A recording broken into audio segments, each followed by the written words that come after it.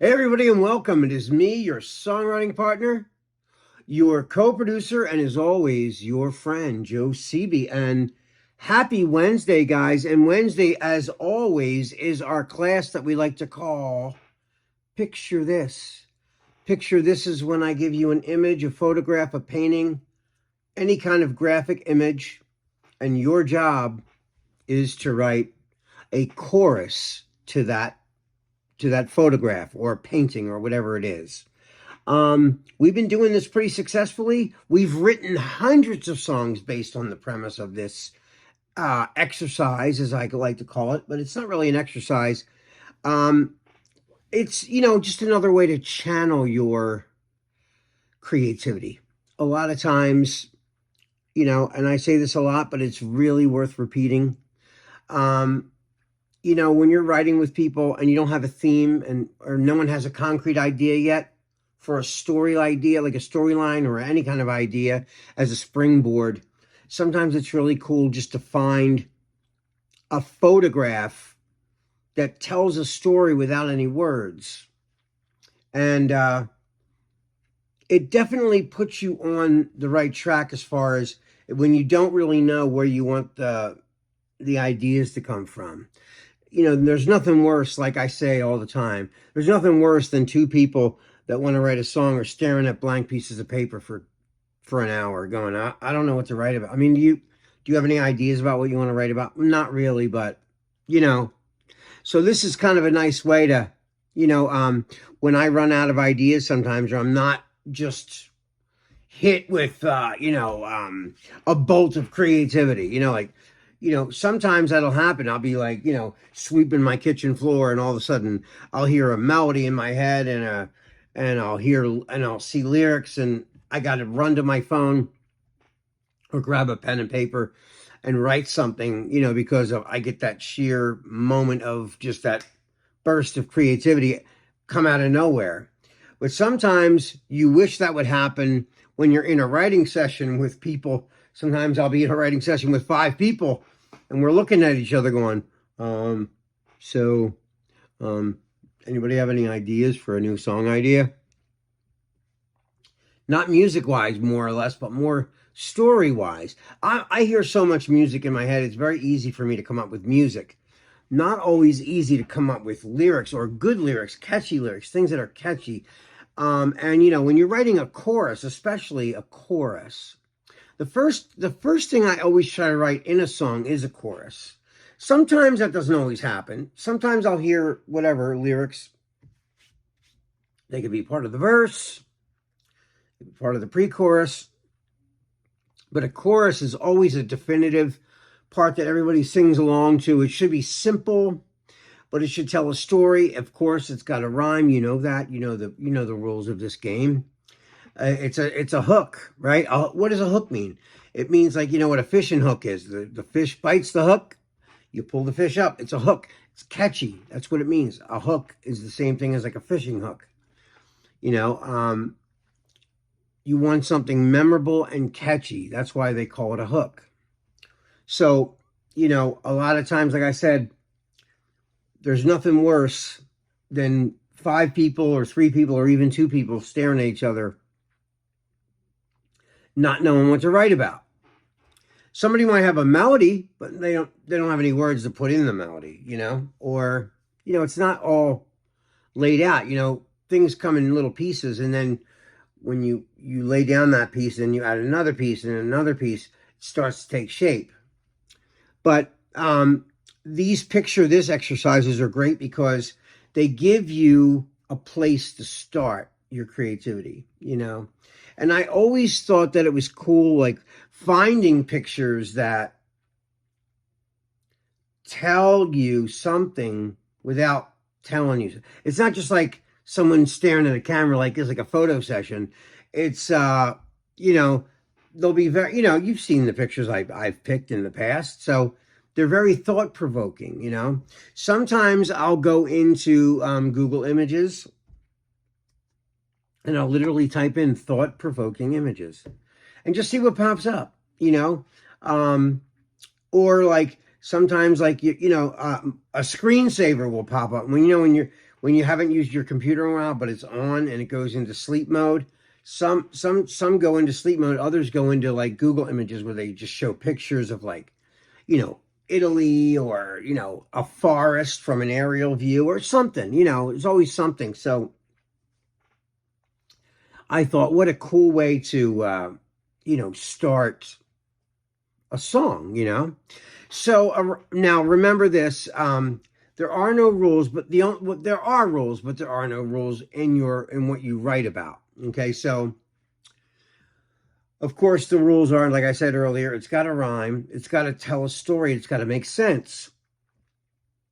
It's got to make sense universally to anybody who's listening to it. Which, like I say all the time, if it was like, if your song was played in another country and sang in a different language, the people who live in that country where they speak that language has to understand the meaning of the song very quickly. So even if it's translated, it has to make sense to the listeners. You know what I mean? It's got to be universally understood. So anyway, you know, we've written some really good songs based on this principle, you know, on how we do this. Now remember, I say this every week and I really stand by it. When I show you the image, this is what I want you to do. I want you to stare into that picture. Stare into it until you're not sitting here at your desk anymore. You're like in a daydream. You're up here in a daydream. I want you to take your pen and paper. I want you to write down everything you saw in your daydream, okay? And then I want you to stare at the picture again. In like a grocery list, I want you to write down everything that's in the picture. Because whatever's in the picture could end up being like the name of the song, you know? You know, if there's like a picture of a storefront and there's a little girl staring into the window, it could be like Girl in the Window. You know, like that could be the name of this. It could end up being the name of the song. You know what I'm saying? So like, write everything down that you see visually in the picture. Write down all the details in the photograph, you know, because that might be, like I say, that might be the catalyst for the name of the song or whatever.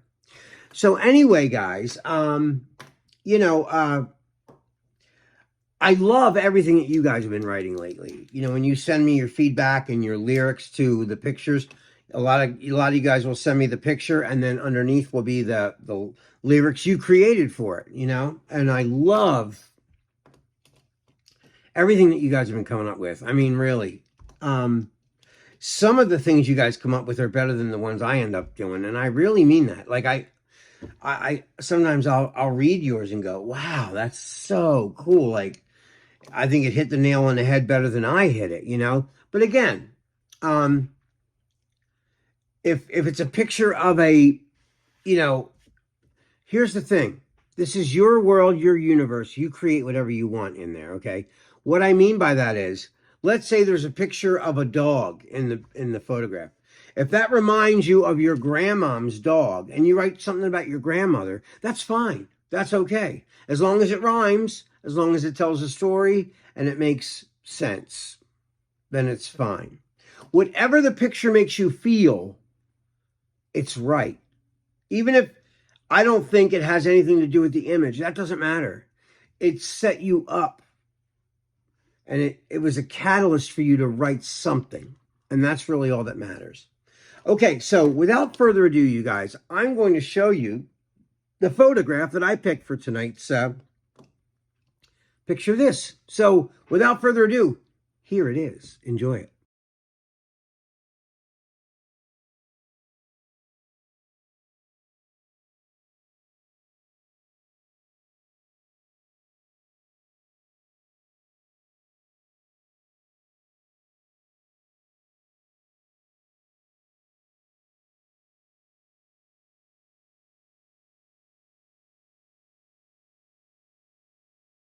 Okay, so we're back. You saw the picture.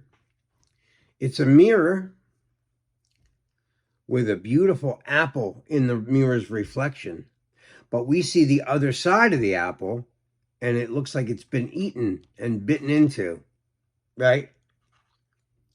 And I don't know what it makes you think about, but let me explain what I came up with for this. So when I went into my little daydream, it made me think of social media and the illusion of perfection. That's what I got from that. So I'm staring at this, and in my daydream, the apple kind of represents, like, people. And they create this illusionary world on social media. But in real life, their lives are as mundane as the rest of ours, right? They just try to make it look like their life is glamorous and way different than everybody else's. And they always hide their imperfections, airbrushing photographs, or, only revealing yourself in a certain kind of way you sit, or certain angles. People don't want you to see their side profile, just weird stuff like that. So I wrote it about that. That was my theme. So let me read you what I wrote for this, okay? So this is what I ended up writing for my chorus for this. So here's what I called it. Things aren't always what they seem. So here's my lyrics. Things aren't always what they seem, world of illusions, complex dreams. Beneath the surface, secrets hide, caught in a web where truth subsides. Smoke and mirrors, masks are worn to hide the pain and be adored. I'll read it one more time so you can just take it all in. Okay. Things aren't always what they seem, world of illusions, complex dreams. Beneath the surface, secrets hide, caught in a web where truth subsides. Smoke and mirrors, masks are worn to hide the pain and be adored. So that's what I got out of it. There's so many things, like, smoke and mirrors, you know what that means, right? It's all an illusion. Everything's an illusion. Even people's looks, people's appearances are illusions when they're on the internet or on social media. So that's the hook that I came up with. I do have a melody, but I'm not going to reveal it yet because I want to share this in class. We will, when we need a new song hook, maybe we'll come to this. Anyway, guys, I can't wait to see what you guys wrote for this. I'm really looking forward to reading your lyrics based on that image. Anyway, guys, this is your songwriting partner, your co-producer, and as always, your friend Joe Seeby. I love you guys. Be safe, be well, and I will see you next time we meet right here on YouTube. All right, guys, love you. Peace.